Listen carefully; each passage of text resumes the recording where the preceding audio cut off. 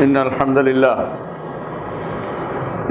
لله نحمده ونستعينه ونستغفره ونعوذ بالله من شرور أنفسنا ومن سيئات أعمالنا من يهده الله فلا مضل له ومن يضلل فلا هادي له وأشهد أن لا إله إلا الله وحده لا شريك له وأشهد أن محمدا عبده ورسوله أما بعد فإن خير الحديث كتاب الله وخير الهدي هدي محمد صلى الله عليه وسلم وشر الأمور محدثاتها وكل محدثة بدعة وكل بدعة ضلالة وكل ضلالة في النار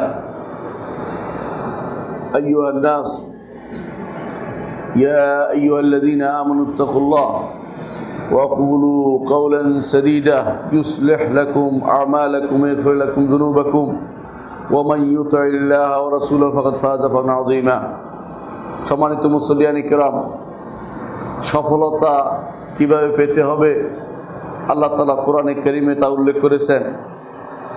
একজন মানুষ দুনিয়াতেও সফল হতে পারে যদি আল্লাহর বিধানকে মেনে চলে, আর আখিরাতে সেটার প্রতিদান স্বরূপ আল্লাহ তাআলা তাকে সফল করবেন।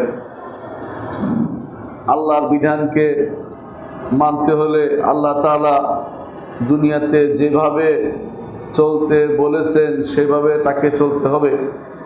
দুনিয়াতে এমন জীবন গঠন করতে হবে যে জীবনটি আল্লাহ তাআলার কাছে পছন্দনীয় এবং প্রিয়। আল্লাহ তাআলা কি পছন্দ করেন আর কি অপছন্দ করেন তা কোরআনে কারীম বলে দিয়েছেন।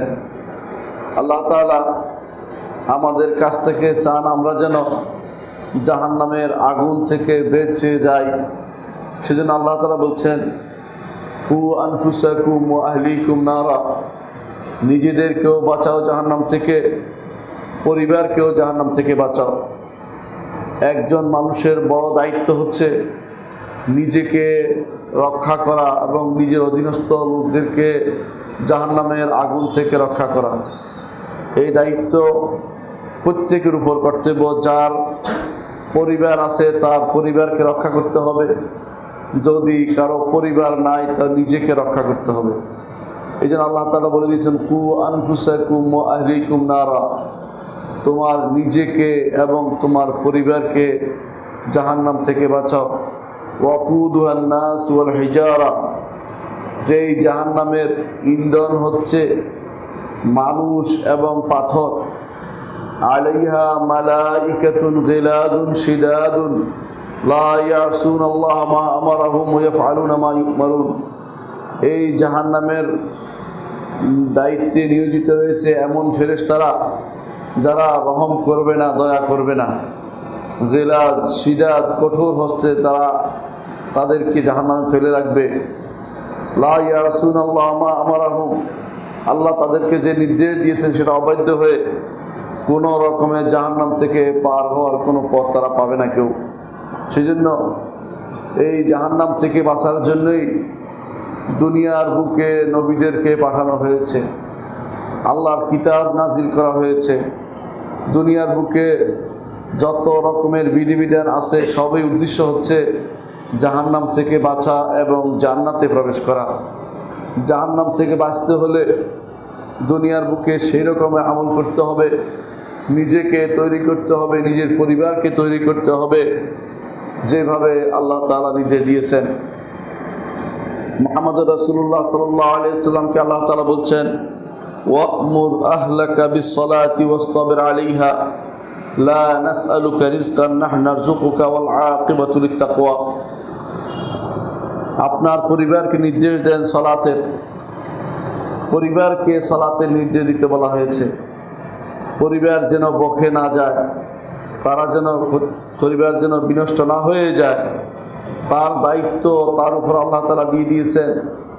একজন মানুষের ঘরের দায়িত্ব, পরিবারের দায়িত্ব সেই ব্যক্তিকে দেয়া হয়েছে যার পরিবার আছে।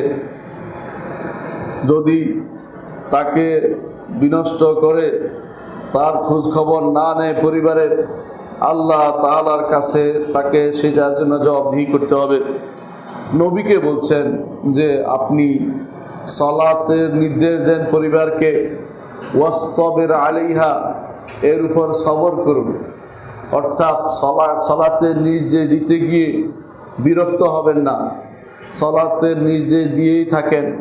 প্রতিদিনেই সালাতের জন্য আপনি তাদেরকে নির্দেশ দেন, প্রতি ওয়াক্তের সালাতের জন্যই তাদেরকে নিয়ে বের হন, তাদেরকে আল্লাহর পথে দাওয়াতের ক্ষেত্রে কোনো রকমের কমতি করবেন না। ওয়াসতাবির আলাইহা, সবর অর্থ সবর করা, ধৈর্য ধারণ করা। ওয়াসতাবির অর্থ লেগে থাকা। অর্থাৎ আপনি এই নির্দেশে পরিবারকে নির্দেশ দেওয়ার ক্ষেত্রে কোনো রকম কমতি করবেন না। লা নাসআলুকা রিজকান নাহনু নারযুকুকা, আল্লাহ তাআলা কারো কাছে কোনো রিজিক চান না, আল্লাহ তাআলাই মানুষকে রিজিক দিয়ে থাকেন। ওয়াল আকিবাতু লিত্তাকওয়া, পরিণাম ফল যারা তাকওয়া অবলম্বন করবে তাদের জন্যই রয়েছে। কোরআনে কারীমে আল্লাহ তাআলা আরও বলেছেন যে তোমাদের পরিবারকে, নিজেদেরকে এবং পরিবারকে জাহান্নাম থেকে বাঁচাও। রাসূলুল্লাহ সাল্লাল্লাহু আলাইহি ওয়াসাল্লাম বলেছেন, মুরু আওলাদাকুম বিসসালাতি ওয়া হুম আবনাউ সাবঈ সিনিন, তোমাদের সন্তানদেরকে সালাতের নির্দেশ দাও যখন তারা 7 বছর বয়সে উপনীত হয়।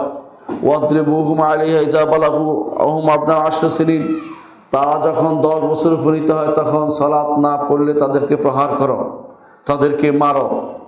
কিন্তু আমরা জানি যে 10 বছর পর্যন্ত কেউ প্রাপ্তবয়স্ক হয় না, তাহলে কেন নির্দেশ দিতে মারতে বলা হয়েছে? কারণ যদি 10 বছর বয়স পর্যন্ত সে সালাতের উপর সে তৈরি না হয়, পরবর্তী জীবনে আর সালাত করতে চাইবে না। এই জন্য ছোট কাল থেকেই তাকে সালাতের উপর বড় করতে রাসূলুল্লাহ সাল্লাল্লাহু আলাইহি ওয়াসাল্লাম নির্দেশ দিয়েছেন। এমনকি তাদেরকে প্রহার করতেও বলেছেন। আরও বলেছেন ওয়াফাররিকু বাইনাহুম ফিল মাদাজি', এবং তাদেরকে তাদের শোয়ার ব্যবস্থাপনা আলাদা করে দাও। এই জন্য যদি বড় খাট হয় আর কোনো খাট না থাকে, অন্তত মাঝখানে বড় বালিশের ব্যবস্থা করে দেবেন যাতে অন্য ভিন্নভাবে শুতে পারে। আর যদি নিয়ম হচ্ছে ভিন্ন ভিন্ন খাটে শোয়ানো, ভিন্ন ভিন্ন রুমে শোয়ানো বড় নিয়ম, না পারলে খাটে শোয়াবেন। যদি আর কিছু না থাকে অন্তত আলাদা করার ব্যবস্থা করে দিবেন। একত্রে শুয়ে, যখন বাচ্চা 7 বছরের বেশি হয়ে যাবে এবং 10 বছর হলে কোনো ক্রমেই একসাথে শোয়ানো যাবে না, অবশ্যই তাদেরকে ভিন্ন খাটে শোয়াতে হবে। এটাই কোরআন এবং সুন্নাহর নির্দেশনা। নিজের সন্তান হচ্ছে নিজের জন্য ভালো হতে পারে, আবার খারাপও হতে পারে।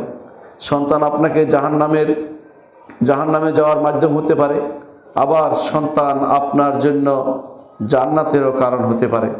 এই জন্য আপনার পরিবারকে আপনি কিভাবে নির্ধারণ করবেন, কিভাবে পরিবারকে বিশুদ্ধভাবে পরিচালিত করবেন, আপনি নিজেই সিদ্ধান্ত নিন। আপনি কি জান্নাতে যেতে চান? তাহলে অবশ্যই আপনার ছেলে সন্তান, আপনার স্ত্রীকে, আপনার পরিবারভুক্ত যারা আছে সবাইকে দ্বীনের উপর রাখেন। আর যদি আপনি জাহান্নামে যেতে চান তাহলে তাদেরকে যেভাবে ইচ্ছা এইভাবে ছেড়ে দিবেন। জাহান্নামে যাওয়ার জন্য কিছুই করতে হয় না, না করলেই জাহান্নামে চলে যাওয়া যায়। এই জন্য একজন মানুষ কিভাবে সন্তান সন্ততিকে বড় করবেন, কিভাবে একটি ভালো পরিবার গঠন করবেন, ইসলামে কিছু দিক নির্দেশনা দেওয়া হয়েছে। আমি আজকের খুতবায় এই বিষয়ে কিছু আলোচনা করতে চাই। প্রথমত যে কাজটি করতে হবে, আমরা জানি পরিবার গঠন করতে হবে। আর পরিবার গঠনের মধ্যে যে কাউকে স্ত্রী হিসাবে নেওয়ার কথা ইসলাম বলে না। ইসলামের কিছু সুনির্দিষ্ট নিয়ম কারণ আছে, সেই নিয়মের উপর ভিত্তি করে নেককার স্ত্রীর সাথে ঘর করবেন, এটাই ইসলাম বলে। রাসূলুল্লাহ সাল্লাল্লাহু আলাইহি ওয়াসাল্লাম বলেছেন, ইয়া মাশারাশ শাবাব মান ইসতাতা মিনকুমুল বাআতা ফালিতাযাওয়াজ ফাইন্নাহু আগাদ্দু লিল বাসার ওয়া আহসানু লিল ফারজ ফামান লাম ইসতাতি ফাআলাইহি বিস-সাওম ফাইন্নাহু লাহু উইজা। রাসূলুল্লাহ সাল্লাল্লাহু আলাইহি ওয়াসাল্লাম বলেছেন, হে যুবক সম্প্রদায়, তোমাদের মধ্যে যে কেউ ঘর করার সামর্থ্য রাখে, 2 রকমের অর্থ, অর্থাৎ পরিবার পরিচালনার মতো খরচ তাদের আছে এবং তার শারীরিক সামর্থ্য আছে, সেই জন্য বিয়ে করে। কারণ সেটা তার জন্য চক্ষু নিচুকারী হবে এবং তার লজ্জাস্থানকে হেফাজত করার কারণ হবে। রাসূলুল্লাহ সাল্লাল্লাহু আলাইহি ওয়াসাল্লাম বলেন নাই কাউকে যে মানুষ অবিবাহিত অবস্থায় থাকবে বা চিরকুমার থাকবে, এইটা ইসলামের আদর্শ নয়। ইসলামের আদর্শ হচ্ছে পরিবার গঠন করা। এই পরিবারের মাধ্যমে তারা সবাই মিলে আল্লাহর ইবাদত করবে এবং আল্লাহর দরবারে সেটা বেশি গ্রহণযোগ্য হবে। কারণ আপনি একা ইবাদত করার চেয়ে পরিবারের 10 জন ইবাদত করা বড় জিনিস। কোনো পরিবারের মানুষ তার মৃত্যুর আগ পর্যন্ত 100 জন তার সন্তান সন্ততি নাতিপুতি দেখতে পায়। যদি সেরকম অবস্থা হয়, সবার মুখ থেকে যদি সুবহানাল্লাহ আলহামদুলিল্লাহ আল্লাহু আকবার বের হয়, তার ঘর আল্লাহর কথা দিয়ে মুখরিত হয়ে যাবে। এর চেয়ে আনন্দের বিষয় আর কিছু হতে পারে না। এই জন্য ইসলাম সবসময় চেয়েছে পরিবার গঠিত হোক। রাসূলুল্লাহ সাল্লাল্লাহু আলাইহি ওয়াসাল্লাম এই জন্য তিনি নির্দেশ দিয়েছেন যুবকদেরকে তারা যেন বিয়ে করে। বিয়ে ব্যতীত একটি রাতও অতিক্রম করতে তাদেরকে বলা হয়নি, বরং বিয়ে করবে। কারণ বলেছে যে এটা তার লজ্জাস্থানের হেফাজত করবে। নিঃসন্দেহে মানুষের ভিতরে জৈবিক চাহিদা রয়েছে। এই জৈবিক চাহিদা যদি সঠিকভাবে ভালোভাবে কেউ ব্যবহার না করতে পারে, তখন সেটা খারাপের দিকে চলে যায়।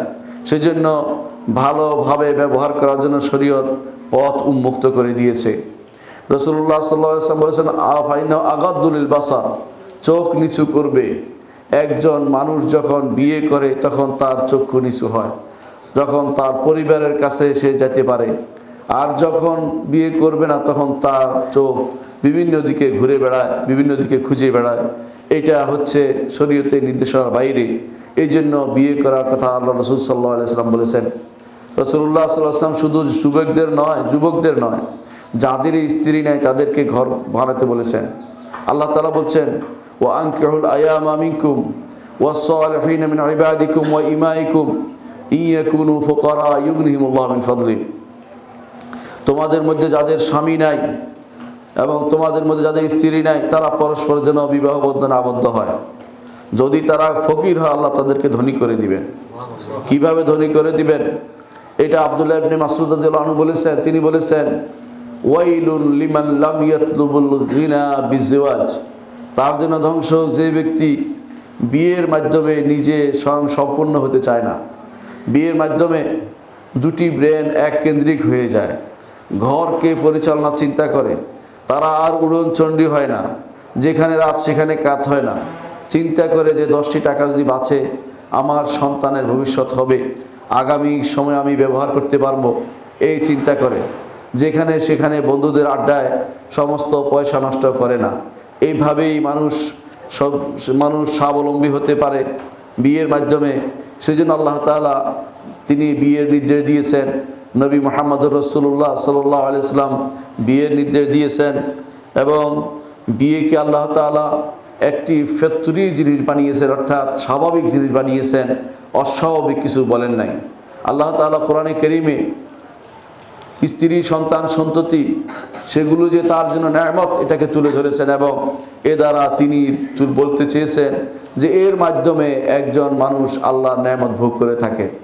আল্লাহ তাআলা বলছেন, ওয়াল্লাহু জাআলা লাকুম মিন আনফুসিকুম আজওয়াজা, আল্লাহ তাআলা তিনি তোমাদের জন্য তোমাদের মধ্য থেকে স্ত্রীদের ব্যবস্থা করে দিয়েছেন। স্ত্রী না থাকলে কি হতো? এক দেশের যদি কোনো মহিলা না থাকে আরেক দেশে যাই বিয়ে করতে হতো, কঠিন বিপদ হতো। কিন্তু আল্লাহ তাআলা সে ব্যবস্থা করে দিয়েছেন। আল্লাহ তাআলা তারপর বলছেন, ওয়া জাআলা মিন আজওয়াজিকুম বানিনা ওয়া হাফাদা, তোমাদের স্ত্রীদের থেকে সন্তান সন্ততির ব্যবস্থা করে দিয়েছেন, আবার নাতিপুতির ব্যবস্থা করে দিয়েছেন। আল্লাহ তাআলা এটা দিয়ে আমাদের প্রতি দয়া প্রদর্শন করেছেন, ইমতিনান করেছেন। আর বলছেন, ওয়া রাযাকাকুম মিনাত তাইয়্যিবাত, আর তোমাদেরকে রিজিকে পবিত্র রিজিক দান করেছেন। যখন আপনার একটি সন্তান হবে তখন যে রিজিক হবে, দুটি হলে তার থেকে কম হবে না, সেটার রিজিকও আল্লাহ তাআলা দিয়ে থাকেন। আল্লাহ তাআলা বলে দিয়েছেন, নাহনু নারযুকুকুম ওয়া ইয়্যাহুম, তোমাদেরকে রিজিক দেই এবং তাদেরকেও রিজিক দেই। অন্য আয়াতে আল্লাহ তাআলা বলছেন, নাহনু নারযুকুহুম ওয়া ইয়্যাকুম, তাদেরকে রিজিক দেই এবং তোমাদেরকে রিজিক দেই। অর্থাৎ কখনো কখনো বাচ্চার রিজিক দুনিয়াতে আসার আগেই আল্লাহ তাআলা প্রদান করে থাকেন। সুতরাং রিজিকের কারণে অথবা খাওয়াতে পারবো না এই ভয়ে বিয়ে থেকে দূরে থাকা যাবে না। বিয়ে হচ্ছে এই জন্য উম্মতে মুসলিমার একটি সৌন্দর্য, এই সৌন্দর্য যথাযথভাবে রক্ষা করে চলতে হবে। কিভাবে আপনি স্ত্রীকে পছন্দ করবেন, ইসলামে এর কিছু বিধিবিধান দেওয়া হয়েছে। রাসূলুল্লাহ সাল্লাল্লাহু আলাইহি সাল্লাম বলেছেন, তুনকাহুল মারআতু লিআরবা, একজন মহিলাকে 4টি কারণে বিয়ে করা হয়। লে জামালিহা, তার সৌন্দর্যের কারণে, ওয়ালি হাসাবিহা, তার বংশের কারণে, এবং ওয়ালি মালিহা, তার সম্পদের কারণে, ওয়ালি দীনিহা, তার দিনদারির কারণে। রাসূলুল্লাহ সাল্লাল্লাহু আলাইহি সাল্লাম যেন মানুষের দিকে তাকিয়েছেন, মানুষ আসলে কি চায়। বেশিরভাগ মানুষের সৌন্দর্যকে খুব সবার উপর প্রাধান্য দেয়। সৌন্দর্য বলতে অনেক সময় যুবকদের চোখে সাদাকে বোঝানো হয়। ইসলাম সাদাকে বুঝায়নি, ইসলাম বুঝিয়েছে তার কর্মকাণ্ডের সৌন্দর্যকে। তাকে সে কালো হতে পারে কিন্তু দেখতে ভালো, এটাকে ইসলাম গুরুত্ব দিয়েছে। এটার নাম হচ্ছে জামাল। এই জন্য ইসলাম সাদা বলে না, বলছে জামালকে বলেছে। লে জামালিহা, একজন মানুষ তার স্ত্রী সয়েজের ক্ষেত্রে প্রথম সাধারণত সৌন্দর্যকে প্রাধান্য দেয়। ইসলাম এটাকে অবজ্ঞা করেনি, এটার সাথে অন্যগুলিকে দেখতে বলেছে। বলে হাসাবিহা, কেউ কেউ বংশ দেখে বিয়ে করেন, আবার কেউ কেউ সম্পদ দেখে বিয়ে করেন। নিজের সম্পদ নেই, অন্যের সম্পদে চলতে চায় অথবা স্ত্রীর সম্পদ নিতে চায়, শরীয়তে এখানে হারাম বলে নাই। যদি না পারে কেউ, সেটা যদি পায়, ওয়ারিশ সূত্রে স্ত্রী পেয়ে যদি স্বামীকে হেল্প করে, শরীয়তে তাতে নিষেধ নেই। কিন্তু যৌতুকের চিন্তা ভাবনা করলে সেটা হারাম হবে, সেটা নেওয়া যাবে না। স্ত্রী যদি হেল্প না করে, নিজে কষ্ট করে জোগাড় করতে হবে, কিন্তু স্ত্রীর সম্পদের দিকে তাকিয়েও থাকা যাবে না। এই জন্য লে জামালিহা, সৌন্দর্যের জন্য যেমনিভাবে বিয়ে করে কেউ, বংশের জন্য কেউ কেউ বিয়ে করে, আবার কেউ কেউ বিয়ে করে সম্পদের জন্য। ইসলাম কিন্তু এই তিনটিকে গুরুত্ব দেয়নি। রাসূলুল্লাহ সাল্লাল্লাহু আলাইহি সাল্লাম বলেছেন যে কেউ কেউ বিয়ে করে লিদীনিহা, দিনদারির কারণে। দিনদারির কারণে কেউ কেউ নারী চয়েস করে, তার স্ত্রী পছন্দ করে। রাসূলুল্লাহ সাল্লাল্লাহু আলাইহি সাল্লাম বলেছেন, ফাজফার বিজাতিদ দ্বীন তারিবাতি ইয়ামিনুক, দিনদারিকে প্রাধান্য দাও, দিনদার মহিলাকে তুমি প্রাধান্য দাও, তোমার হাতে মাটি লাগুক। অর্থাৎ যত কিছুই হোক, সব কিছুর উপরে দিনদারিকে প্রাধান্য দাও, এটা ইসলামের নির্দেশনা। রাসূলুল্লাহ সাল্লাল্লাহু আলাইহি সাল্লাম আরও বলেছেন, দিনদার কেন, দিনদার না হলে আপনার পরিবারে বাইরের লোক ঢুকে যাবে, আপনার পরিবারে বাইরের অংশ ঢুকে যাবে, আপনি বুঝতেও পারবেন না। দিনদার না হলে আপনার পরিবারের অশান্তিতে আপনি ভুগতে থাকবেন। যে কেউ আপনার ঘরে ঢুকবে, আপনার পছন্দ হবে না, অথচ এরকম লোক ঢুকে যেতে পারে। দিনদার না হলে যে কোনো সময় আপনাকে ছেড়ে চলে যেতে পারে। এই জন্য দিনদারিকে সর্বাগ্রে প্রাধান্য দিয়ে ইসলাম বলেছে। এই দিনদার নারী হচ্ছে নেক নারী বা সৎ নারী। রাসূলুল্লাহ সাল্লাল্লাহু আলাইহি সাল্লাম বলেছেন, আর দুনিয়া মাতা, দুনিয়া হচ্ছে উপকৃত হওয়ার জায়গা পুরোটাই। কেন, এখানে থাকার জায়গা নয়, উপকৃত হওয়ার জায়গা কি? যেমন মানুষ ভাড়া নেয়, ঘর ভাড়া নেয়, ঘর ভাড়া কেন নেয়? উপকৃত হব, সেও আমার দ্বারা উপকৃত, আমি তার দ্বারা উপকৃত হব, এটা হচ্ছে উপকৃত হওয়ার জায়গা। দুনিয়া স্থায়ী মালিকানার জায়গা নয়। এই জন্য রাসূলুল্লাহ সাল্লাল্লাহু আলাইহি ওয়াসাল্লাম বলেছেন, আর দুনিয়া মাতা। মাতা হচ্ছে এমন জিনিস যা কিছুদিন থাকে, এরপর আর থাকে না। দুনিয়ার প্রত্যেকটি জিনিস সেরকম। কোরআনে কারিমে আল্লাহ তাআলা বারবার বলেছেন যে মাতাউল হায়াতিদ দুনিয়া, দুনিয়ার জীবনের উপকৃত হওয়ার জায়গা, স্থায়ী কোনো আবাস নয়। রাসূলুল্লাহ সাল্লাল্লাহু আলাইহি ওয়াসাল্লাম নিজেও বলেছেন, যখন তার পিঠে দাগ লেগে গেল, ওমর রাদিয়াল্লাহু আনহু বললেন, ইয়া রাসূলুল্লাহ, কায়সার এবং কিসরা তারা কত আনন্দে আছে, তাদের কোনো সমস্যা হচ্ছে না, আর আপনি এমন একটি বিছানায় শুয়েছেন যেই বিছানায় শোয়ার কারণে আপনার পিঠে দাগ পড়ে গেছে। রাসূলুল্লাহ সাল্লাল্লাহু আলাইহি ওয়াসাল্লাম বললেন, ওমর, তুমি কি জানো না, দুনিয়া হচ্ছে এমন, কেউ কোনো গাছের নিচে শুয়েছে, তারপর আবার উঠে চলে গেছে। গাছের নিচে কেউ বাড়িঘর করে না।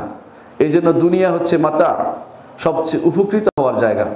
এখানে সবচেয়ে উত্তম উপকৃত হওয়ার জায়গা কি, সেটা আমার নবী বলে দিয়েছেন। তিনি বলেছেন, ওয়া খায়রু মাতাইহা আল মারআতুস সালিহা, উত্তম উপকৃত হওয়ার জায়গা হচ্ছে, উত্তম উপকৃত হওয়ার জিনিস হচ্ছে এই দুনিয়াতে উত্তম বা নেক স্ত্রী। সৎ স্ত্রীর মাধ্যমে একজন মানুষ উপকৃত হতে পারে। সৎ স্ত্রী কিভাবে বুঝবেন? রাসূলুল্লাহ সাল্লাল্লাহু আলাইহি ওয়াসাল্লাম তারও কিছু নিদর্শন বলে দিয়েছেন। তিনি বলেছেন, খায়রুন নিসা, সবচেয়ে উত্তম নারী হচ্ছে মান তাসুররুকা ইজা আবসারতা, যাকে দেখলে আপনার অন্তর ভরে যায়, আপনার মন ভরে যায়। অনেক সময় মানুষ ঘরে আসলে বাইরের সমস্ত বিপদকে ভুলে যায়, আবার বিপরীতটাও হয়, বাইরে আনন্দ থাকে, ঘরে গেলে তার সমস্ত বিপদ যেন গায়ের উপরে এসে গেছে। এটা হচ্ছে ঘরের কারণে। সেই ঘর কখনো মানুষের জন্য জান্নাত হয়, জাহান্নামের অবস্থা পরিণত হয়। কেউ ঘরে আসলে অনাবিল শান্তিতে ভোগে, আর কেউ ঘরে গেলে অশান্তিতে ভরে যায় মন। রাসূলুল্লাহ সাল্লাল্লাহু আলাইহি ওয়াসাল্লাম এই জন্য বলছেন, খায়রুন নিসা মান তাসুররুকা ইজা আবসারতা, উত্তম নারী হচ্ছে যাকে দেখলে তোমার অন্তর ভরে যায়। ওয়া তুতিউকা ইজা আমারতা, তুমি যখন তাকে নির্দেশ দিবে সাথে সাথে সে ব্যস্ত হয়ে পড়ে এটাকে প্রতিপালন করার জন্য। মশারি টাঙ্গানো নিয়ে ঝগড়া করে না, অথবা পানি নাস্তা বানানো নিয়ে ঝগড়া করে না, অথবা সাধারণ কর্মকাণ্ড নিয়ে ঝগড়া করে না, তুমি করে দাও চা বানানো নিয়ে ঝগড়া করে না, বরং স্বামীর এটা করতে পেরে নিজেকে ধন্য মনে করে, নিজে মনে করে যে একটা আলহামদুলিল্লাহ আমি আল্লাহর নিকটবর্তী হতে পেরেছি। রাসূলুল্লাহ সাল্লাল্লাহু আলাইহি ওয়াসাল্লাম এই জন্য বলেছেন যে একজন নারী যখন তার রবের নির্দেশ মানবে, 5 ওয়াক্ত সালাত আদায় করবে, সাওম পালন করবে রমজানের, এবং সে স্বামীর নির্দেশকে যথাযথ প্রতিপালন করবে, তাকে বলা হবে কোন দরজা দিয়ে তুমি জান্নাতে প্রবেশ করবে, জান্নাতে কোন দরজায় তুমি প্রবেশ করতে চাও। একজন নারী যদি বুঝতো তার জান্নাতে যাওয়া কত সহজ, সে কিন্তু এত হানাহানি মারামারিতে লিপ্ত হতো না।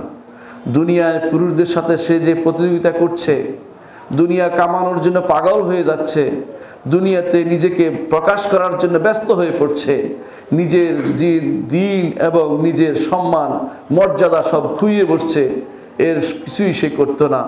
সে চাইতো সে হবে আয়েশা রাদিয়াল্লাহু আনহার মতো, খাদিজা রাদিয়াল্লাহু আনহার মতো। সে এইভাবে জান্নাতে যাওয়ার চিন্তা করতো যে এর মাধ্যমে জান্নাতে যাওয়া যায়। দুনিয়ার প্রত্যেকটি মানুষ যদি জান্নাতে যাওয়ার চিন্তাকেই প্রাধান্য দিত, তাহলে দুনিয়াতে এত হানাহানি মারামারি হতো না। নারীদের যেমন বড় জান্নাতে যাওয়ার যত সহজ পথ আছে, পুরুষের জন্য এত সহজ পথ না। পুরুষ কামাই করতে হয়, রোজগার করতে হয়, হালাল হারাম দেখতে হয়।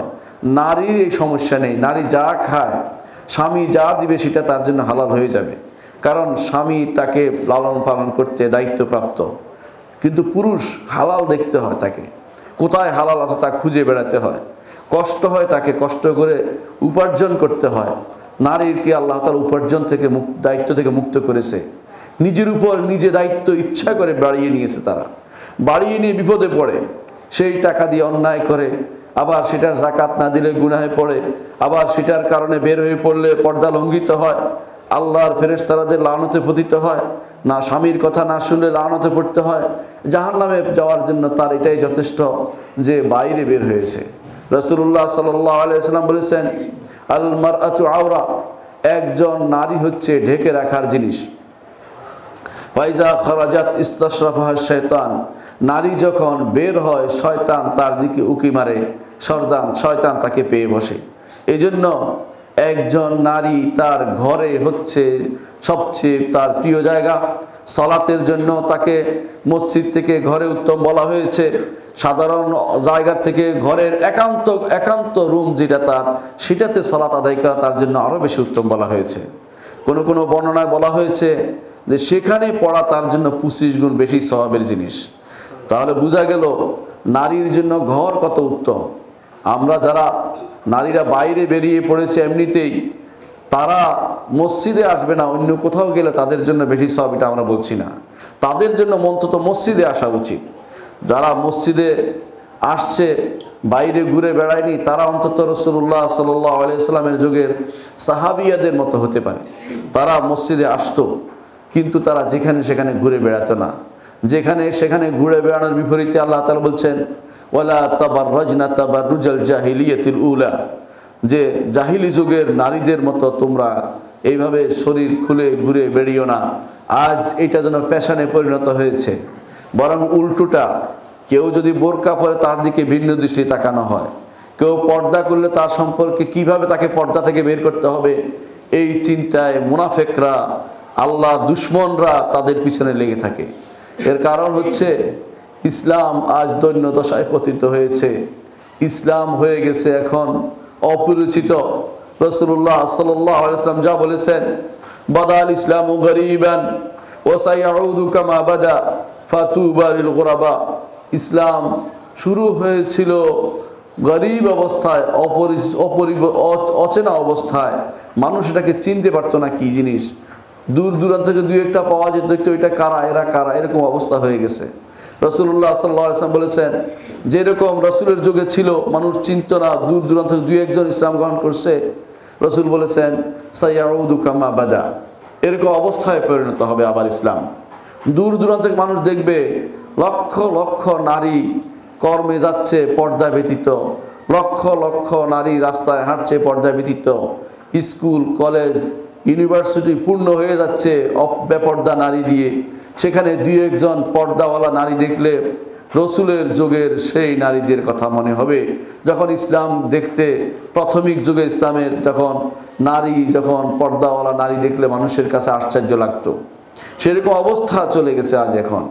রাসূলুল্লাহ সাল্লাল্লাহু আলাইহি ওয়াসাল্লাম বলেছেন, ফাতুবা লিল গুরাবা, ওই সমস্ত নারীদের জন্য সুসংবাদ যারা এই অবস্থায় থাকবে, গরীব অবস্থায় থাকবে, কিন্তু তারা সমাজের ঢেউয়ের সাথে তাল মিলিয়ে যাবে না, অর্থাৎ যে নিজেকে স্রোতের মধ্যে মিলিয়ে দিবে না, হাওয়ার সাথে মিলিয়ে দেবে না।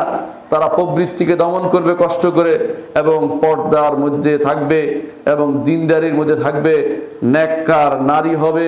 রাসূলুল্লাহ সাল্লাল্লাহু আলাইহি ওয়াসাল্লাম তাদেরকে সুসংবাদ দিয়েছেন। একজন মানুষ সব রকমের সৌন্দর্যের মধ্যে থাকে না, কিন্তু রাসূলুল্লাহ সাল্লাল্লাহু আলাইহি ওয়াসাল্লাম বলেছেন, একজন নারীকে তুমি একটি কারণে যদি অপছন্দ করো, আরেকটি কারণে তাকে পছন্দ করতে পারো। লা ইয়াফরাকু মুমিনুম মুমিনা, একজন ঈমানদার পুরুষ একজন নারীকে সব দিক দিয়ে ঘৃণা করতে পারে না, কোনো একটা তার সমস্যা থাকতেই পারে। ঠিক নিজের ব্যাপারেও মানুষ চিন্তা করা উচিত, তারও তো কোনো সমস্যা থাকতে পারে।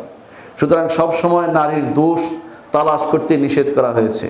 এটা এই জন্য, পরিবারের মধ্যে যদি সারাক্ষণ আপনি দোষ ত্রুটি তালাশ করতে থাকেন, পরিবার টিকে থাকবে না কখনো। এই পরিবারে ভাঙ্গন অনিবার্য। এই জন্য কিছু জিনিসকে আপনাকে চোখ বন্ধ করে যেতে হবে, যা শরিয়া বিরোধী নয়। তার মধ্যে রয়েছে যতটুকু পারা যায় সাদ্দিদু ওয়া কারিবু, পরিবারকে যতটুকু পারা যায় কাছাকাছি নিয়ে আসা, বলা, এই জিনিসটা করা দরকার, কিন্তু কঠোর না হওয়া। কারণ যদি শরিয়া বিরোধী না হয়, তাদের মধ্যে লেকিংস আছে বলেই রাসূলুল্লাহ সাল্লাল্লাহু আলাইহি ওয়াসাল্লাম বলেছেন যে তাদের বিবেকে কিছুটা কমতি রয়েছে, এবং বলেছেন নুকসান ও আকল, এটা না থাকলে তারা পুরুষের মতোই সব কাজ করতে পারত। এই জন্য তাদের এই জিনিসটাকে নিয়েই আপনার ঘর করতে হবে। রাসূলুল্লাহ সাল্লাল্লাহু আলাইহি ওয়াসাল্লাম বলেছেন, মহিলাকে সৃষ্টি করা হয়েছে বাঁকা হাড় দিয়ে, আর বাঁকা হাড়ের নিয়ম হচ্ছে যদি আপনি প্রেশার ক্রিয়েট করে বাঁকা হাড় সোজা করতে যান তাহলে সেটা ভেঙে যাবে, সেটা সোজা হবে না কোনো দিনই। কারণ হাড়টা আসলেই বাঁকা, সেটাকে আর সোজা করা যাবে না। সোজা ছিল না, বাঁকাই ছিল। বাঁকা রেখেই তার সাথে আপনি সুন্দরভাবে ঘর সংসার করতে পারবেন, শরিয়া বিরোধী না হলে। শরিয়া বিরোধী হলে সেই বাঁকাকে আর রাখা যাবে না, সেটাকে ছেড়ে দিতে হবে। কিন্তু শরিয়া বিরোধী না হলে রাসূলুল্লাহ সাল্লাল্লাহু আলাইহি ওয়াসাল্লাম বলেছেন যে তাকে বাঁকা নিয়েই তুমি ঘর করতে পারবে। যদি তুমি জোর করো তাহলে তাটা ভেঙে যাবে। সেজন্য ভাঙা থেকে দূরে থেকে এই বাঁকা নিয়েই ভালো দিকগুলো বিবেচনায় নিয়ে, তার অনেক ভালো দিক থাকতে পারে, সন্তান সন্ততি থাকতে পারে তার পক্ষ থেকে, তার খেদমতের নমুনা থাকতে পারে, রান্না বান্নার বিষয়টি ভালো থাকতে পারে, বিভিন্ন দিক, ভালো দিকগুলো বিবেচনায় নিয়ে তার সাথে ঘর সংসার করার জন্য রাসূলুল্লাহ সাল্লাল্লাহু আলাইহি ওয়াসাল্লাম নির্দেশনা দিয়েছেন। একজন মানুষ যখন, রাসূল বলেছেন যে উত্তম নারীর তিনি পরিচয় দিচ্ছেন যে যার দিকে তাকালে তুমি খুশি হও, যার দিকে তাকালে তোমাকে খুশি করে, বিভিন্নভাবে, তার শারীরিক সৌন্দর্য হোক অথবা মানসিক কর্মকাণ্ড হোক অথবা তার সাধারণ জীবনের কর্মকাণ্ড হোক। এরপরেরটা রাসূলুল্লাহ সাল্লাল্লাহু আলাইহি ওয়াসাল্লাম বলেছেন ওয়া তুতিউকা ইজা আমারতা, নির্দেশ দিলে সেটা সে প্রতিপালন করে। অর্থাৎ তার তারবিয়ত ভালো হয়েছে, বোঝা গেল। সাধারণত যদি এমন পরিবারে মেয়েরা বড় হয় যে পরিবারে দেখে বাবা মা একে অপরের প্রতি খুশি, সেই পরিবারের নারীরা খুব ভালো হয়। বাবা মা যদি হানাহানি মারামারিতে লিপ্ত থাকে, সন্ততি ভালো হয় না। তারা শিখে এটা যে কিভাবে আমি এইভাবে আমার স্বামীর সাথে ঝগড়া করব, যেভাবে আমার মা ঝগড়া করে, এইটাই সে শিখে। এই জন্য বেশিরভাগ সময়ে শাশুড়িরা লাই দিয়ে দিয়ে তার মেয়েকে বিনষ্ট করে স্বামীর ঘর করতে দেয় না। এটা একটা পরীক্ষিত সত্য। আমি অনুরোধ জানাবো যাদেরকে আল্লাহ তাআলা মেয়ের মা বানিয়েছে, তাদেরকে অনুরোধ জানাবো তারা যেন মেয়েদেরকে যেই কোনো মূল্যে স্বামীর ঘর করার মতো অবস্থা দিয়ে তৈরি করেন। স্বামীর উপরে নিজের অহংকারী যেন তৈরি না করেন, এবং সব সময় স্বামীর অর্থাৎ আপনার মেয়ের জামাইয়ের প্রশংসা করবেন, তার কোনো দুর্নাম করবেন না। বেশিরভাগ সময় দেখা যায় এই শাশুড়িরা বেশিরভাগ সময় দেখা যায় বলে চলে আস, ওর ঘরে অমুকের মেয়ে ভালো আছে, এর থেকে আমি তোকে আরও ভালো বিয়ে দেব, এই জাতীয় কথা বলে ঘরগুলি নষ্ট করে দেয়। এটা একটা বিরাট খারাপ লক্ষণ। এর মাধ্যমে এটা একটা পরীক্ষিত সত্য হয়ে গেছে। এর মাধ্যমে কিন্তু আমাদের সমাজে বেশিরভাগ ভাঙ্গন ধরে। এজন্য তারা নিজেরা নষ্ট হয়, মেয়েকে নষ্ট করে, পরিবার নষ্ট করে। এই জন্য তাদেরকেও সাবধান হতে হবে। রাসূলুল্লাহ সাল্লাল্লাহু আলাইহি ওয়াসাল্লাম বলেছেন যে অতুতিউকা ইজা আমারতা, তুমি যখন তাকে নির্দেশ দিবে নারী তোমার আনুগত্য করবে। সেটা কখন হবে? যখন সে এমন ঘরে বড় হয় যেই ঘরে তার মা তার বাবার আনুগত্য করেছে দেখে, না হলে সে সেটা শিখতে পারে না। শিখেই মেয়েরা শিখে বড় হয়, সেভাবে তারা শিখতে পারে। এরপর রাসূলুল্লাহ সাল্লাল্লাহু আলাইহি ওয়াসাল্লাম বলেছেন ওয়া তাহফাজু গায়বাতাকা ফি নাফসিহা ওয়া মালিকা, মহিলা আপনার অনুপস্থিতিতে, আপনি যখন থাকবেন না, আপনি যখন এদিক সেদিক যাবেন, বাইরে যাবেন, কারণ পুরুষ মানুষ বাইরেই থাকতে হয় তাকে, এ অবস্থায় মহিলা তার নিজেকে হেফাজত করে, সার্বিক হেফাজত, নিজের আমানতকে কখনো খেয়ানত করে না, স্বামীর আমানতকে খেয়ানত করে না। অনুরূপভাবে তার নিজের ছাড়াও স্বামীর যে সম্পদের কোনো খেয়ানত করে না। চুরি করে বাপের বাড়িতে পাঠিয়ে দেয় না, চুরি করে বাইরে নষ্ট করে না, ওইটা করে না, ওইটা কিনে না, স্বামীকে বিব্রত অবস্থায় ফেলে না, যা ইচ্ছে তা কিনে ফেলে না, স্বামীর অনুমতি না হলে সে সামান্যতম জিনিসও কিনে না। অন্য হাদিসে রাসূলুল্লাহ সাল্লাল্লাহু আলাইহি ওয়াসাল্লাম বলেছেন ওই নারী উত্তম যেই নারীর প্রতি রাগ হলে, যেই নারীর প্রতি স্বামী রাগ হলে নারী বলে যে যতক্ষণ পর্যন্ত আপনি আমার উপর সন্তুষ্ট হচ্ছেন ততক্ষণ পর্যন্ত আমি সামান্যতম পানীয় গ্রহণ করব না। এর মধ্যে সে থাকে যতক্ষণ পর্যন্ত স্বামীকে ঠিক রাখার জন্য। আজ আমাদের সমাজ হচ্ছে উল্টো। স্বামীরা স্ত্রীদেরকে কত রকমের তোয়াজ করে। কেন করে? কারণ পরিবার নষ্ট হয়ে যাবে, সন্তান দিকে তাকিয়ে তাকে অনেক কিছুই মেনে নিতে হচ্ছে।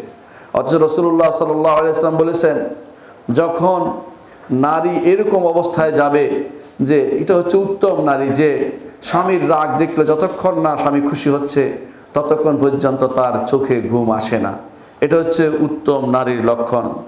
রাসূলুল্লাহ সাল্লাল্লাহু আলাইহি ওয়াসাল্লাম বলেছেন উত্তম নারীর মধ্যে রাসূলুল্লাহ ঈমানদার, উত্তম আল্লাহর তাকওয়ার পরে উত্তম নারী দিয়ে সবচেয়ে বেশি উপকৃত হয় যেই নারী তার নির্দেশকে প্রতিপালন করে, যেই নারীর দিকে তাকালে সে খুশি হয়, এবং যদি নারীর উপরে কোনো কিছু কসম করে নারী সেটা পূর্ণ করে।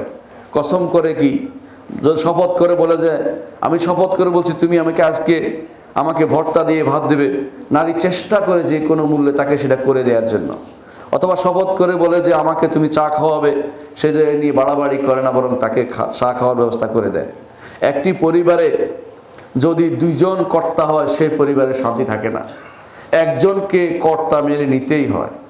যেই কোনো জায়গাতেই, অফিসেও দেখেন, যে কোনো জায়গায় দুই তিনজন যদি একটা কিছু চালায় সেটা কখনো শান্তিতে থাকতে পারে না। এই জন্য ইসলাম ঘরের মধ্যে স্বামীকে পরিচালনার জন্য দায়িত্ব দিয়েছেন, পরিবার পরিচালনার দায়িত্ব দিয়েছেন। আল্লাহ তাআলা বলে দিয়েছেন আর রিজালু কাওয়ামুনা আলান নিসা বিমা ফাদ্দালাল্লাহু বা'দাহুম আলা বা'দ অবিমা আনফাকু মিন আমওয়ালিহিম, আল্লাহ তাআলা বলছেন যে পুরুষদেরকে আল্লাহ তাআলা ওয়ালি রিজাল আলাইহিন্না দারাজা, 1 ডিগ্রি বেশি দিয়েছেন। আল্লাহ তাআলা বলছেন একটা স্তর বেশি দিয়েছেন। কেন?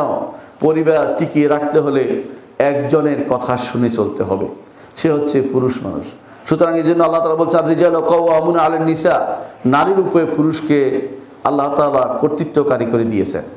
এটাকে অস্বীকার করার কোনো জো নেই। আজ কাফের মুশরিকরা আমাদের মন থেকে সেটাকে তাড়িয়ে দিতে চাচ্ছে, নারীকে কর্তৃত্বশীল করতে চাচ্ছে। নারী কখনো ইসলামের দৃষ্টিতে স্বামীর উপরে কর্তৃত্ব করতে পারে না, নারী কখনো পুরুষের উপরে কর্তৃত্ব করতে পারে না। হ্যাঁ, পরিবারের অধীন যারা আছে, অধীনস্থ লোকদের কথা আলাদা, কিন্তু যারা সেও একজন পুরুষের অধীন, এটা তাকে মনে রাখতে হবে। আল্লাহ তাআলা বলছেন এই জন্য বিমা ফাদ্দাল্লাহু বা'দাহুম আলা বা'দ, আল্লাহ তাআলা এই শ্রেষ্ঠত্ব দিয়ে দিয়েছেন মানুষের মধ্যে, অর্থাৎ আল্লাহ পুরুষের মধ্যে এটা দিয়ে দিয়েছেন যাতে করে নারী সেটা মেনে চলে।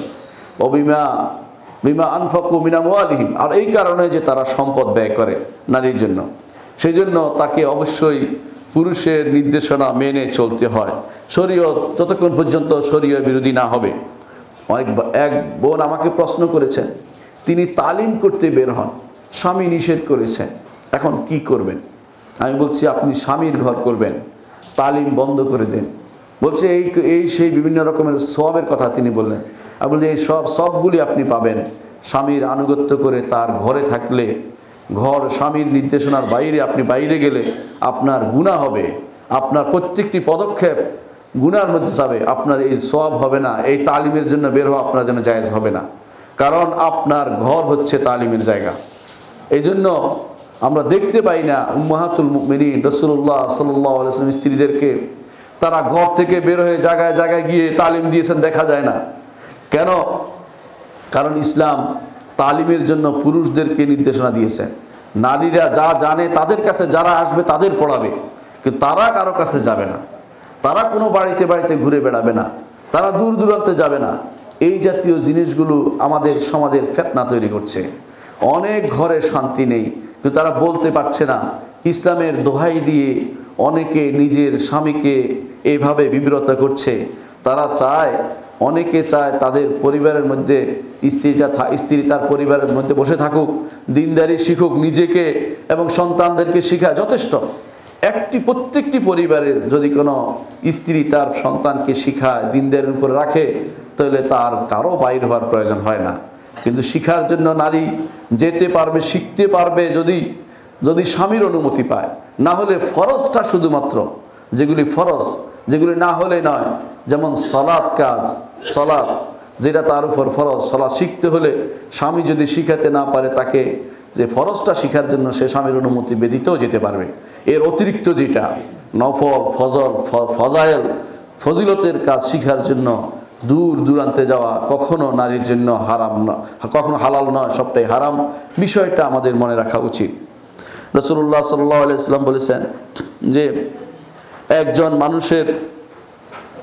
বনি আদমের মধ্যে একজন বনি আদম 3টি কাজে সে সৌভাগ্যশালী হয়, আর 3টি কাজে দুর্ভাগা হয়। সৌভাগ্যশালী হয় যখন তার নেক স্ত্রী থাকে, আর দ্বিতীয় হচ্ছে যখন তার বাড়িটা বড় হয়। এতে কোনো সন্দেহ নেই, সবাই এটা বুঝতে পারেন।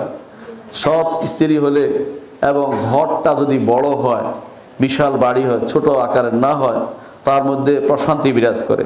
3 নম্বর হচ্ছে আল মারকাবুস সালেহ, ভালো একটা বাহন। রাসূলুল্লাহ সাল্লাল্লাহু আলাইহি ওয়াসাল্লাম 3টির গুরুত্ব দিয়েছেন দুনিয়ার বুকে।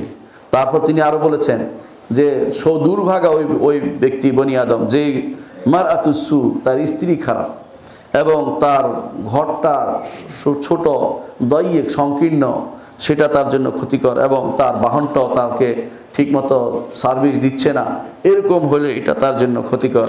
ইমাম আহমদ হাদিসটি বর্ণনা করেছেন। একজন নারী হচ্ছে, রাসূলুল্লাহ সাল্লাল্লাহু আলাইহি ওয়াসাল্লাম নারীকে অর্ধেক দিনের অর্ধেক বলেছেন। রাসূলুল্লাহ সাল্লাল্লাহু আলাইহি ওয়াসাল্লাম বলেছেন যে যাকে আল্লাহ তাআলা উত্তম নারী দিয়েছেন, নেক নারী দিয়েছেন, তাকে আল্লাহ তাআলা অর্ধেক দিন প্রতিপালনের সুযোগ করে দিয়েছেন। আল্লাহু আকবার। আর বাকি অর্ধেকের জন্য সে আল্লাহ তাকওয়া অবলম্বন করে। আপনি চিন্তা করেন কেন মানুষের দুইটা জায়গা, একটা ঘর এবং বাইর। ঘরে সে যখন উত্তম নারীর সংস্পর্শে থাকে, নারী তাকে সালাতের সময় ঘুমোতে দেয় না, নারী তার সন্তানদেরকে দিনের উপর রাখার জন্য ব্যস্ত হয়ে পড়ে, নারী তার সন্তানদেরকে দিনের উপর জন্য সালাতের জন্য উঠিয়ে দেয়, তাকে দিনদারি শিক্ষা দেয়, তার অর্ধেক আনন্দ সে এখানে পেয়ে গেছে। বাইরের জন্য সে বাইরে যখন বেরোবে, আল্লাহ তাকে অবলম্বন করলে আল্লাহ তাআলা তাকে ওয়ামান ইয়াত্তাকিল্লাহ ইয়াজআল লাহু মাখরাজা ওয়া ইয়ারযুকহু মিন হাইসু লা ইয়াহতাসিব, যে ব্যক্তি আল্লাহর তাকওয়া অবলম্বন করবে আল্লাহ তার জন্য যে কোনো বিপদ থেকে বের হওয়ার পথ আবিষ্কার করে দিবেন। আল্লাহু আকবার। ওয়া ইয়ারযুকহু মিন হাইসু লা ইয়াহতাসিব, সে যা চিন্তা করেনি সেখান থেকে আল্লাহ তাআলা তাকে রিজিক প্রদান করবেন। সুতরাং মানুষের অর্ধেক জীবন হচ্ছে তার ঘরে। রাসূলুল্লাহ সাল্লাল্লাহু আলাইহি ওয়াসাল্লাম সত্র দিনের অর্ধেক বলেছেন এই জন্য, কারণ দিনের বেশিরভাগ সময় সে যখনই আসে ঘরের সময়টুকু পুরোটাই সে দিনদারের উপর কাটাতে পারে। ইমাম শেখ নাসিরউদ্দিন আলবানী হাদিসটিকে হাসান লেগাইরি বলেছেন। রাসূলুল্লাহ সাল্লাল্লাহু আলাইহি ওয়াসাল্লামের নেককার স্ত্রীর আরেকটি উদাহরণ দিয়েছেন। তিনি বলেছেন নেককার স্ত্রী হচ্ছে কোরাইশি নারীরা। সাহাবায়ে কেরাম চিন্তা করলেন কোরাইশি নারী কেন? রাসূল বলে দিয়েছেন কোরাইশি নারী এই জন্য বলছি, তার ছোট অবস্থায় বাচ্চাদেরকে খুব দেখে শুনে রাখে। অনেক মেয়ে পাবেন সে তার সন্তানকে রেখে চাকরিতে চলে গেছে, এটা আসলে কখনো ভালো কাজ নয়। যাদের স্ত্রীদেরকে চাকরি করান আল্লাহকে ভয় করান, আল্লাহকে ভয় করেন। কোথায় সে চাকরি করছে? আপনার ঘর, সেখানে তার চাকরি করা উচিত। এই চাকরির জন্য আপনি তাকে প্রয়োজনে টাকা দেন, তাকে খুশি করে দেন, কিন্তু বাইরে তাকে বের হতে দিবেন না। একজন আমাকে বললেন যে আমার স্ত্রী চাকরি করতে চায়, আমি তাকে আমার তো অনেক টাকা, ঘরে থাকতে চায় না। আমি তাকে বুঝিয়ে বললাম, কিছুই শুনলো না। তো এখন কি করব? আমি তাকে তার ঘরে না থাকলে কি হবে? ঘরে না থাকে সে যেখানে আছে সেখানে থাকতে চায়, অর্থাৎ সেখানে পোশাক বিক্রি করে, সেখানে সবসময় সে সেজে গুজে মানুষকে পোশাক দেখায়, কাপড় খুলে খুলে দেখায়, এটা তার আনন্দ, মাস শেষে টাকা পায়, এটা নিয়ে থাকতে চায়। আমি বললাম তাকে ঘরে আসতে বললাম, আপনার ঘর দরকার। হ্যাঁ, তিনি সে রাজি হয় না।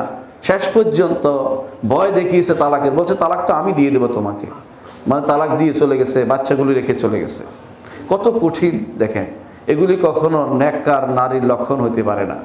সৎ নারী হচ্ছে রাসূলুল্লাহ সাল্লাল্লাহু আলাইহি ওয়াসাল্লামের কথা অনুসারে আহনাহু আলা সুগরিহি, ছোট বয়সে বাচ্চাদেরকে দেখে রাখে। ওয়া আরআহু আলা যাওজিন ফি যাতি ইয়াদিহি, বড় হলে স্বামীকে দেখে, বৃদ্ধ হয়ে গেলে স্বামীকে দেখানো তার কেউ থাকে না। কারণ ছেলেরা দূরে চলে যায়, মেয়েরা স্বামীর বাড়িতে চলে যায়, তখন স্বামী স্ত্রী আবার সে আগের জায়গায় ফিরে যায় যখন বিয়ে করছিল তারা পরস্পর। এই অবস্থায় যদি স্বামীকে না দেখে কে দেখবে? রাসূলুল্লাহ সাল্লাল্লাহু আলাইহি ওয়াসাল্লাম এই নারীর প্রশংসা করেছেন, যেই নারী বাচ্চাদেরকে দেখে রাখে আর বড় হলে বৃদ্ধ হলে স্বামীকে দেখে রাখে। ইমাম বুখারী মুসলিম হাদিসটি বর্ণনা করেছেন। রাসূলুল্লাহ সাল্লাল্লাহু আলাইহি ওয়াসাল্লাম নেককার নারীর আরেকটি উদাহরণ দিয়েছেন যে নেককার নারী সেটাই হবে যে নারী নিজেকে খনিজের মতো যেমন খনিতে যেমন স্বর্ণ রৌপ্য পাওয়া যায়, যেই নারীর সংস্পর্শে আসলে ঘরের মানুষগুলোর সোনাতে পরিণত হয়, সেই নারীকে রাসূলুল্লাহ সাল্লাল্লাহু আলাইহি ওয়াসাল্লাম তিনি সোনার নারী, তিনি বলেছেন আন-নাসু মাআদিন কামাআদিনিদ যাহাব ওয়াল ফিদ্দা, উত্তম নারী হিসেবে বিবেচনা করেছেন। এই জন্য অনেক সময় মানুষ বলে সংসার সুখী হয় নারীর গুণে। শব্দটা আমি বলি নাই, বদলাই ফেললাম, কারণ আমি শব্দটা পছন্দ করি না। আসলেই একজন নারীর কারণে আপনি ঘরটা সুন্দর করতে পারে, সন্তান সন্ততি ভালো হয়ে যেতে পারে। অনেক সময় এই নারী আপনার সন্তানকে দেখবেন সেই পথ দেখাচ্ছে। রাসূলুল্লাহ সাল্লাল্লাহু আলাইহি ওয়াসাল্লাম বলেছেন ইজা ফাকিহু, শর্ত হচ্ছে এটা যে ফকি, সে দিন সম্পর্কে যদি জ্ঞানী নারী হয় তখন সে পুরো পরিবারকে সুন্দর পরিচালিত করতে পারে।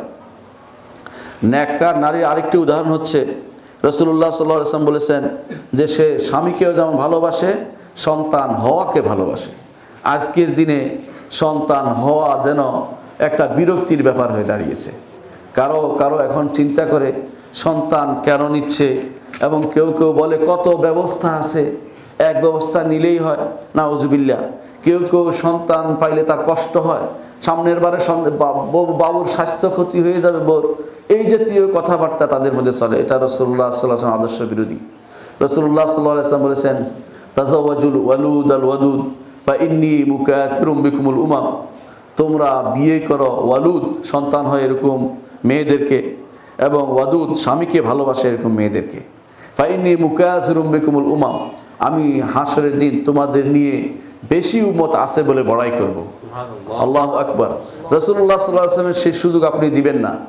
আশ্চর্য হবেন, কিছুদিন আগে বাংলাদেশে এক হাসপাতাল পরিচালনার জন্য বাইরের থেকে এক খ্রিস্টান লোক আসছে, তার কিন্তু অনেক ছেলেপুলে নিয়ে চলে আসছে, অথচ আমাদের সন্তান বেশি হলে তারা আমাদেরকে এই করাও ওই করাও, জন্ম নিয়ন্ত্রণের বড়ি খাও, আর কত রকমের আজে বাজে জিনিসের আবিষ্কার, মানে যত রকমের যত অশ্লীলতার প্রশ্রয় দিচ্ছে, এগুলো অন্যায় কাজ করার জন্য নতুন নতুন পদ্ধতি আবিষ্কার করছে। আর এগুলির মাধ্যমে মনে রাখছে, তারা মনে করছে বেবিচারের অপবাদ থেকে দূরে থাকতে পারবে না। কখনো নয়। বেবিচার তো বেবিচারই, অন্যায় করলে সেই বেবিচার মানুষের মধ্যে তৈরি হয়ে যাচ্ছে ধীরে ধীরে, সেটাকে তারা এখন কিছুই মনে করছে না। অথচ তারা আল্লাহ আর রসুলের নির্দেশনা মোতাবেক সন্তান নেয়ার ব্যাপারে গাফেল হয়ে যাচ্ছে। সন্তান বন্ধ করার জন্য বিভিন্ন পদ্ধতি অবলম্বন করা হচ্ছে, ধরেই তাদেরকে অগ্রিম তাদেরকে পেট কেটে দেওয়া হচ্ছে, যাতে করে 3টা বা 2টার বেশি সন্তান না নিতে পারে। স্বাভাবিক প্রক্রিয়ায় সন্তান হওয়ার ব্যবস্থাপনা বন্ধ করে দেওয়া হচ্ছে। এগুলি সবই হচ্ছে অমুসলিমদের কারসাজি। মুসলিম নারীদেরকে তারা সন্তান সম্ভবহ দেখতে চায় না। তারা দেখেছে যে বাংলার নারীরা সন্তান ধারণ করতে পারে, তারা তখন চিন্তা করেছে যে এত মুসলিম, অমুসলিম হলে তাদের মাথা ব্যথা হতো না। এই জন্য মুসলিমদেরকে সন্তান যেন বাড়তে না পারে, মুসলিম সন্তান সন্ততি, এই জন্য তারা সব রকমের ষড়যন্ত্র তারা করে বসেছে। রাসূলুল্লাহ সাল্লাল্লাহু আলাইহি ওয়াসাল্লাম নেককার নারীর আরও কিছু উদাহরণ দিয়েছেন। তার মধ্যে একটি হচ্ছে যে নেককার নারী তার জন্য আখিরাতের কর্ম করে। নেককার নারী যা করে ঘরের মধ্যে, তার চিন্তা চেতনার মধ্যে কাজ করবে, দুনিয়ার জন্য করছি না, আখিরাতের জন্য করছি। উদাহরণ কি? রসুল বলেছেন যে সে চিন্তা করে প্রথমত সে ঘরের রাখালিনী। রসুল বলেছেন আল মারআতু রাইয়াতুন ফি বাইতিহা ওয়া হিয়া মাসউলাতুন আনহা। একজন নারী তার ঘরের রাখালিনী, তাকে জিজ্ঞাসা করা হবে কি করেছে সে, এ দায়িত্ববোধ সে যে কাজটি করে। অনুরূপভাবে রাসূলুল্লাহ সাল্লাল্লাহু আলাইহি ওয়াসাল্লাম বলেছেন ইযা বনি আদম যখন মারা যায়, আদম সন্তান যখন মারা যায়, তার সমস্ত আমল কাটা পড়ে, তবে 3টি জিনিস বাকি থাকে। তার মধ্যে একটি হচ্ছে নেক সন্তান তার জন্য যে দোয়া করে, নেক সন্তান তার জন্য দোয়া করে। একজন নেককার নারী নেক সন্তান যদি বানাতে পারে, সেটা তার জন্য আখিরাতের পাথেয় হবে। রাসূলুল্লাহ সাল্লাল্লাহু আলাইহি ওয়াসাল্লাম বলেছেন, আরও বলেছেন যে জান্নাতে কিছু মানুষের দরজা বুলন্দ হবে, অনেক উপরে উঠে যাবে। তখন সে বলবে আমি তো এত কাজ করিনি, আমি তো এত কাজ করিনি। তখন বলা হবে তোমার সন্তান তোমার জন্য যে ক্ষমা চেয়েছিল, সেটা তোমার আমল নামায় যোগ হয়ে গেছে। একজন মানুষ সন্তান ক্ষমা কখন চাইতে পারে? যখন তাকে আপনি ক্ষমা চাওয়ার মতো হিসেবে তৈরি করেন। তাকে যদি আপনি হারামের উপর তৈরি করেন, তাকে যদি আপনি ঘুম থেকে জাগ্রত না করে দেন সালাতের জন্য, তাকে যদি আপনি সালাতের জন্য নির্দেশ না দেন, ওই আপনার জন্য কিছুই করবে না। এজন্য নেক সন্তান হিসেবে তাকে আপনি তৈরি করে দেন। রাসূলুল্লাহ সাল্লাল্লাহু আলাইহি ওয়াসাল্লাম বলেছেন, আরও বলেছেন একজন ঈমানদারের আমল তার সাথে যোগ হবে মরার পরেও। সন্তান যদি নেক সন্তান রেখে যায়, তার প্রত্যেকটি আমল তার আমল নামায় যোগ হয়ে যাবে। আল্লাহু আকবার। সুতরাং এই নেক সন্তান তৈরিতে মায়ের অবদান সবচেয়ে বেশি। একজন পরিবারের মধ্যে আমি যদি কোনো নেক সন্তান তৈরি করতে পারি, সেটাই হচ্ছে সৌভাগ্য। আর যদি কোনো খারাপ সন্তান তৈরি করে, আল্লাহ তাআলা বলছেন ইন্না মিন আজওয়াজিকুম ওয়া আওলাদিকুম আদুওয়াল লাকুম, তোমাদের স্ত্রী এবং তোমাদের সন্তানরা তোমাদের শাস্তি, তোমাদের শত্রু, এরা তোমাদের জন্য শাস্তির কারণ হবে। আর যদি কোনো নেক সন্তান তৈরি করেন, তারা আপনার জন্য শান্তির কারণ হবে এবং আখিরাতের মুক্তির ব্যবস্থাপনা করে দেবে। এমনকি শুধু তাই নয়, যদি কোনো মানুষ যদি কোনো আখিরাত পর্যন্ত দুনিয়াতে ভালোভাবে তৈরি করেছে, এটাই সে মারা গেছে, আখিরাত পর্যন্ত, অর্থাৎ তার জীবদ্দশাও মারা গেছে, এটাও নেক সন্তান হলে তার কাজে লাগবে।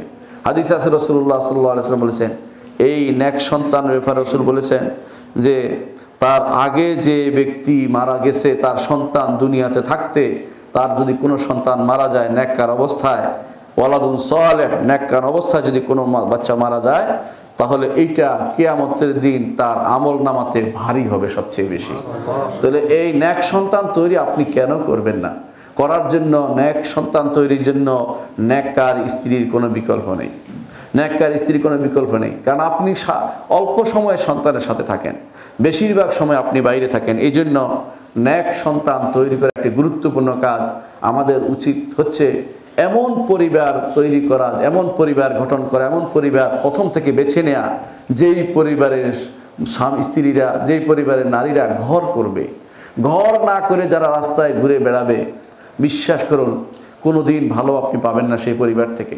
যতই ভালো নামাজি হোক না কেন, যতই সুন্দরী হোক না কেন, সেটা আপনার জন্য ক্ষতির কারণ হবে, কখনো আপনার জন্য ভালো কিছু নিয়ে আসবে না। এই জন্য প্রথম দায়িত্ব হচ্ছে, পরিবার গঠনের প্রথম কাজ হচ্ছে উত্তম স্ত্রী তৈরি করা, উত্তম স্ত্রী পছন্দ করে নেওয়া। কারণ এই জন্য ওমর রাদিয়াল্লাহু আনহু সবসময় বলতেন, তাখায়্যারু লিনুতাফিকুম, তোমাদের কার সাথে তোমাদের সংসার করবে পছন্দ করে নাও, যেখানে সেখানে তোমাদেরকে সন্তান ধারণ করতে দিও না, কারণ খারাপ জায়গায় শুধু খারাপই হয়। আল্লাহ তাআলা কোরআনে কারীম বলে দিয়েছেন, ওয়াল বালাদুত তাইয়্যিবু ইয়াখরুজু নাবাতু বিইذن রাব্বি ওয়াল্লাযী খাবুসা লা ইয়াখরুজু ইল্লা নাকিদা। উত্তম দেশ, উত্তম জায়গা, সেখানে শুধু ভালো কিছুই বের হয়। যেই জমিনে খারাপ কিছু নেই, সেখানে আপনি যখনই সেখানে রাখবেন, বীজ রাখবেন, সেখান থেকে সুন্দর ফসল বেরিয়ে আসবে। আর যেখানে ওয়াল্লাযী খাবুসা লা ইয়াখরুজু ইল্লা নাকিদা, আল্লাহ বলছেন যেই জমিনের মধ্যে আগে থেকে আগাছা পরিপূর্ণ হয়ে আছে, যেই জমিনের মধ্যে ময়লা, যেই জমিনের মধ্যে যাবতীয় ময়লা জিনিস ফেলেছে, ওখানে আপনার দিলে সেই আগাছার জিনিসে বড় হবে, ভালো জিনিস কখনো বেরিয়ে আসবে না।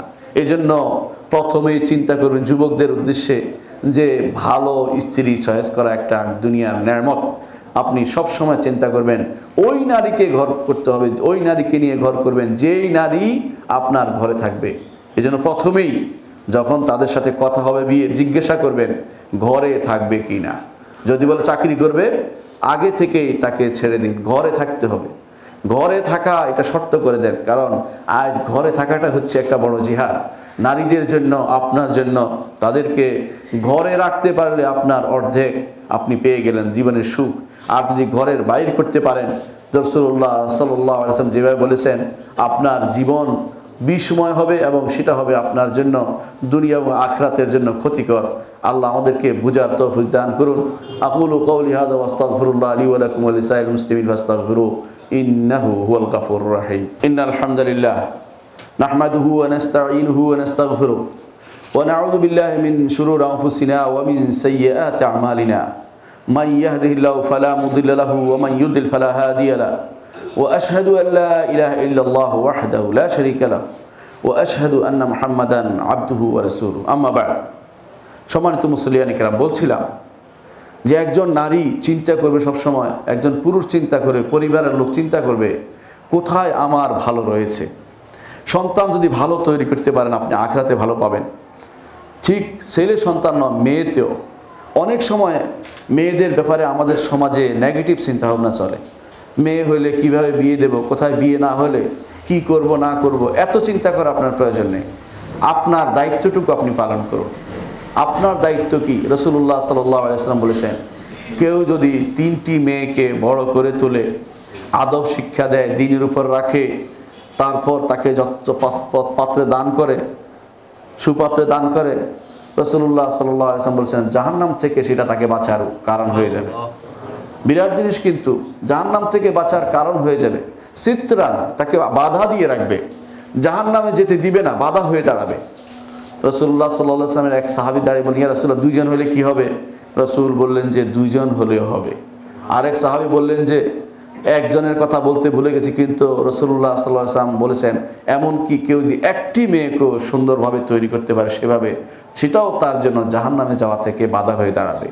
এই জন্য আমাদের উচিত নিজের পরিবারকে সঠিকভাবে নিয়ন্ত্রণ করা। নিজের পরিবারকে, এই একটি জিনিস আপনার পুরো পরিবারকে ঠিক করতে পারে। বাকিগুলো আমি আরেকদিন আলোচনা করবো ইনশাআল্লাহ। একটি উত্তম পরিবার কিভাবে গঠিত হতে পারে, আর অনেক কাজ রয়েছে, অনেক আলোচনা রয়েছে। আজকে শুধু এটাই বলবো যে আপনি এমন স্ত্রী ঘরে নেবেন যেই স্ত্রী আপনার দুনিয়াতে সবচেয়ে আপনাকে শান্তি দিবে, আপনার পরিবারকে দিনের উপর রাখবে, আপনি দিনের উপর থাকবেন, এবং আখিরাতে সেটা আপনার জন্য বিরাট বিরাট ফল নিয়ে আসবে, এবং যেই ফসল আপনি চিন্তা করেননি এমন কিছু আপনি পাবেন। যেমনি রাসূলুল্লাহ সাল্লাল্লাহু আলাইহি ওয়াসাল্লাম বলেছেন, কোরআনে কারিমে আল্লাহ তাআলা বলেছেন, ওয়াল্লাযিনা আমানু ওয়াত্তাবাতুহুম যুররিয়াতুহুম আলহাকনা বিহিম যুররিয়াতাহুম ওয়া মা আলাতনাহুম মিন আমালিহিম মিন শাই কুল্লু ইমরিইন বিমা কাসাবা রাহিন। যারা ঈমান আনবে আর ঈমানের সাথে সন্তানরা যদি তাদের অনুগামী হয়, আল্লাহ তাআলা তাদেরকে একসাথে থাকতে দেবেন। জান্নাতের এই সুযোগ, একসাথে বিরাট ছোট বাড়ি মনে করবেন না যে একসাথে ছোট হয়ে যাবে আমার জন্য, সেটা নয়। যে ব্যক্তি সর্বশেষে জান্নাতে যাবে তারা তো পৃথিবীর মতো 10 গুণ। এরকম সবগুলি যদি কাছাকাছি হয়, পরস্পর দেখা সাক্ষাতের জন্য যদি কোনো কাছাকাছি, কত আনন্দদায়ক জিনিস হবে। আল্লাহ তাআলা বলছেন, ওয়া মা আলাতনাহুম মিন আমালিহিম মিন শাই, কারো আমলে আমি কোনো কমতি করব না, সবাইকে পূর্ণ করে দিব, আবার অতিরিক্ত হিসাবে পরস্পরকে কাছাকাছি থাকতে দেব। তো এই সুযোগ আমাদের থাকতে পারে যদি পরিবারকে সুন্দরভাবে গঠন করি। আজকের এই ফিতনাময় যুগে যেখানে নারীদেরকে ঘর থেকে বের করাকে মনে করা হচ্ছে প্রগতি, বিশ্বাস করেন প্রগতি না, এ তো হচ্ছে দুর্গতি। এই দুর্গতির মাধ্যমে আমার সমাজ শেষ, আমার পরিবার শেষ, আমার ঈমান শেষ, আমাকে নিঃশেষ করে দেওয়া হয়েছে, আমার আর কিছু নেই। একজন নারী বের হওয়া যে কত বড় ফিতনার বিষয়। রাসূলুল্লাহ সাল্লাল্লাহু আলাইহি ওয়াসাল্লাম বলেছেন যে আমি পুরুষের প্রতি নারীদের মতো ফিতনা আর রেখে যাইনি, নারীদের মতো বড় ফিতনা আর রেখে যাইনি। ঠিক তাই হয়েছে। অনেক অফিসে আপনি ঘুরে দেখবেন যে হাদিসে রাসূলুল্লাহ সাল্লাল্লাহু আলাইহি ওয়াসাল্লাম বলেছেন 50 জন নারীর একজন পরিচালক হবে, হাদিসে আছে। এখন সেটা দেখা যাচ্ছে। কোনো কোনো অফিসে যাবেন, ব্যাংকে যান, দেখবেন যে সব নারী বসে আছে। আপনি কি চোখ তাকাবেন না বন্ধ করবেন? আপনি কোথায় যাবেন? একজন ম্যানেজার বসে আছে, তার আন্ডারে সব নারী। 50-এর জন্য একজন কাইয়িম পরিচালক। এটা রসুলের হাদিসের বাস্তব উদাহরণ আপনি চোখে দেখতে পাবেন। এই গার্মেন্টস ফ্যাক্টরিগুলোতেই দেখবেন না 50 জনের উপর একজন। হাদিস কিভাবে বাস্তবায়িত হচ্ছে আপনি দেখেন। এগুলি কিয়ামতের আলামত ছাড়া কিছু নয়। একজন নারী একান্তভাবে তার কিছু নাই যখন, সেটা তার চাকরি করার কারণ আছে, কিন্তু যার সামান্যতম জিনিস আছে, অন্তত 2 দিনে 1 দিন খেতে পারে, সেও তো তার বের হওয়ার অনুমতি ইসলামে দেয়নি। কারণ তাকে রোজগারের নির্দেশনা ইসলাম দেয়নি। রোজগারের নির্দেশনা দিয়েছে ইসলাম পুরুষকে, পুরুষ রোজগার করে খাওয়াবে। নারীর উপর বিপদ দেয়নি, বিপদ কেন সে ডেকে আনছে। আল্লাহ আমাদেরকে বোঝার তৌফিক দান করুন, এবং এই নারীদের বর্তমান যে ফিতনা, এ থেকে আমাদের পরিবারকে বাঁচিয়ে দিন। আমাদের নারীদেরকে দিনের উপর রাখুন, তাদেরকে হেশমত শিক্ষা দিন, তাদেরকে দিনের উপর থাকার মতো সার্বিক ব্যবস্থাপনা আল্লাহ তাআলা করে দিন।